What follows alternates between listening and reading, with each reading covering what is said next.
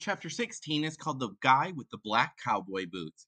Hey guys, guess what? Mrs. McDonald said excitedly. It says here that there's a flying saucer parked in a field in Mars, Pennsylvania. No, shouted Dr. McDonald. We're not going. He had nothing against flying saucers or visiting the towns of Mars, Pennsylvania, but Dr. McDonald was anxious to get to Washington. He had never been to the National Air and Space Museum. The World War II memorial had not been built the last time he was in the nation's capital. The McDonalds were planning to spend a lot of days in Washington, and one of them would be taken up by his sister in law's wedding, so he didn't want to waste time looking at flying saucers in Pennsylvania. Mrs. McDonald continued to leaf through her guidebook. There's a zombie museum near Pittsburgh, she noted. It's in the mall where they shot the movie Dawn of the Dead. No, said Dr. McDonald. We could visit Mr. Ed's Elephant Museum in Ortona, she said. It has over 6,000. No! In North Huntington, there's a McDonald's that has a 14-foot tall Big Mac. No! They have a Big Mac sauce gun. No! There's this place called the House of Oddities near Pittsburgh. No!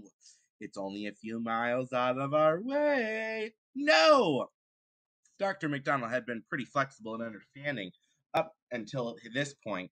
He had agreed to stop just about every ridiculous tourist trap as they made their way cross country. They had visited museums devoted to Pez, yo-yos, mustard, and cannibals.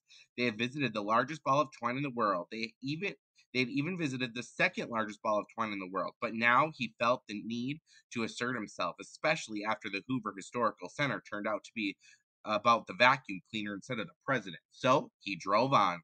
In Pennsylvania, the Interstate 76 is called the Pennsylvania Turnpike. It extends 359 miles across the state. Some people call it the Tunnel Highway because it goes through a number of tunnels that were blasted in the mountains.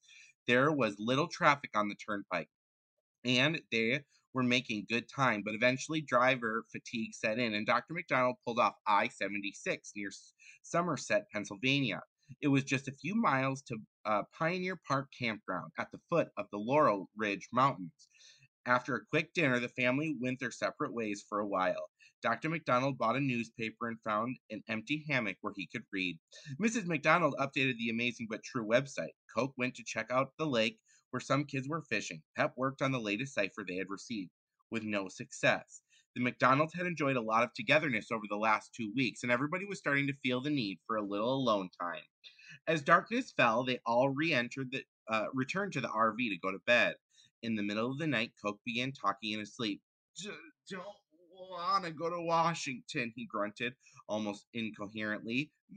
Mrs. Higgins, Bowler, dudes, Archie Clone, don't want to go home. Eventually, the noise woke up his parents. They climbed out of bed to make sure Coke was okay. Don't want to go. DC, don't want to go. Want to go home.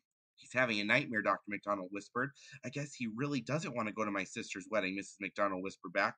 Boys hate getting dressed up, said Dr. McDonald. I'll bet that's it. When I was a kid, I'd do anything to get out of wearing a jacket and tie. Shh, Mrs. McDonald whispered as she tucked the covers around Coke. Everything will be fine, honey. In the morning, they were back on the turnpike by 9 o'clock. Pep looked at her new cell phone and announced that it was the 1st of July, 3 days until the big wedding, 2 days until something was going to happen in Washington. She had no idea what it was going to be.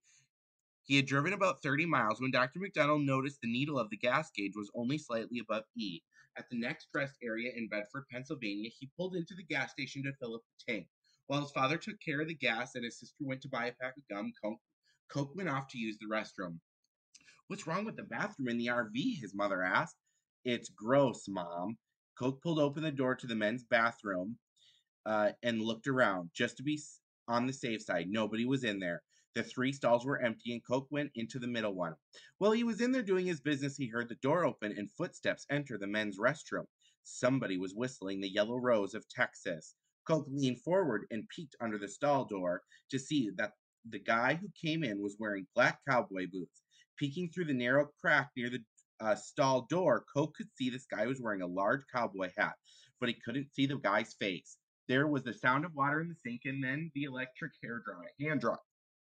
The guy was standing just a foot or two away from the stall. It made Coke feel uncomfortable, and he didn't stand up even though he was finished. He didn't make a sound. He pretended he wasn't there.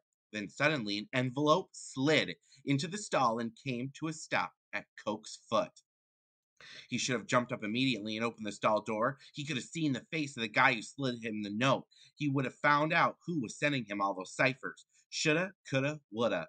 Coke didn't open the door. Instead, he opened the envelope. It wasn't sealed. There was a sheet of white paper inside. It was blank. Now Coke was mad. Who is that? He shouted. Who is that? He shouted as he stuffed the paper back in the envelope and the envelope in his pocket. He got up from the toilet and reached for the little lock on the door. It wouldn't open. Somehow the stall had been locked from the outside by the guy who was with the cowboy boots, and now those boots were walking across the tile floor out of the restroom. That's when Coke realized that he smelled something, and it wasn't a bathroom smell. He had been in a lot of smelly bathrooms in his life, but this was worse, much worse. It smelled like chemicals, the kind of chemicals that you're not supposed to inhale. I gotta get out of here, Coke mumbled to himself. He couldn't slide under the stall door. He couldn't climb over it. He couldn't open it. He was trapped. Gas was filling the bathroom now. There was a hissing sound as if the gas was escaping from an aerosol container.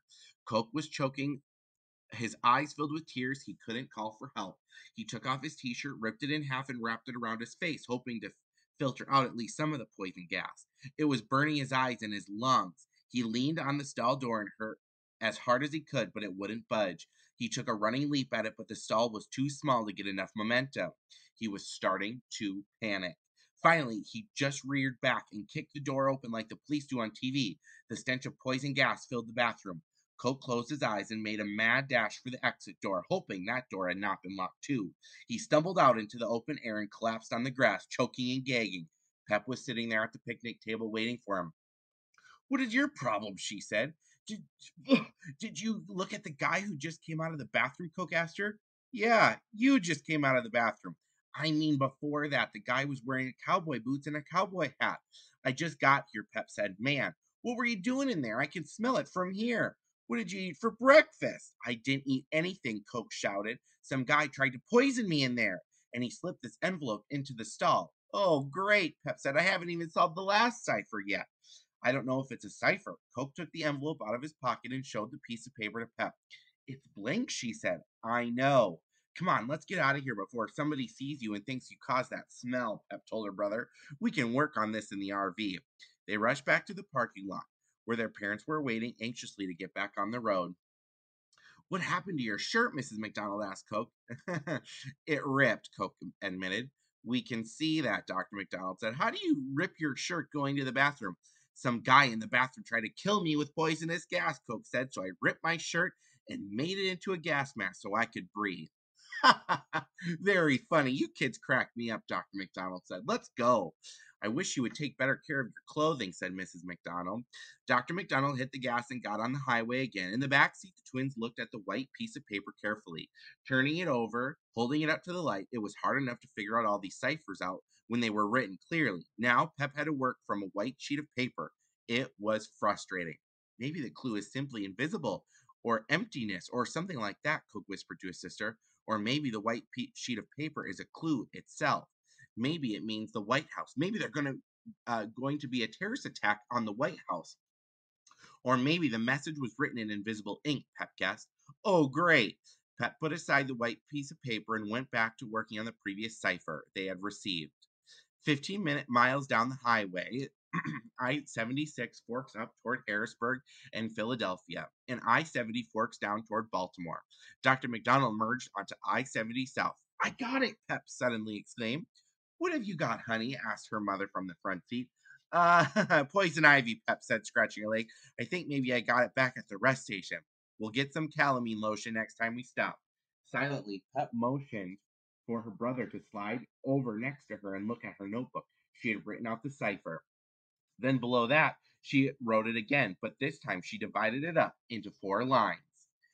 The first line said SSGBE, second line said TPLAR, third line said AANEX, and the fourth line said RNDNX. So, Coke asked, shrugged. I don't get it.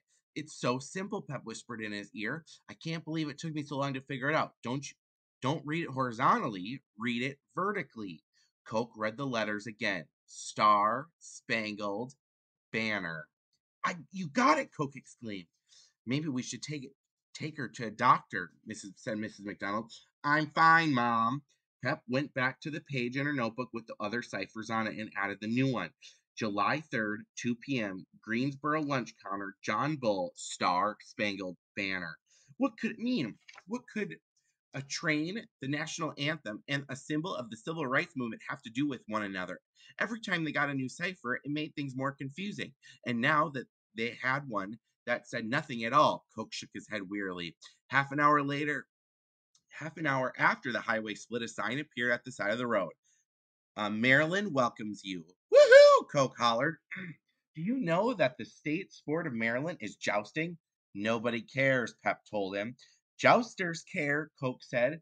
They have traveled almost 200 miles across southwestern Pennsylvania. From the front seat, their mother informed them that they were exactly 100 miles from Washington, D.C. now. The twins fell silent in the back of the RV. Coke didn't bother to announce any more fun facts about Maryland. Something was going to happen in Washington. Something bad. Something big. The end was near.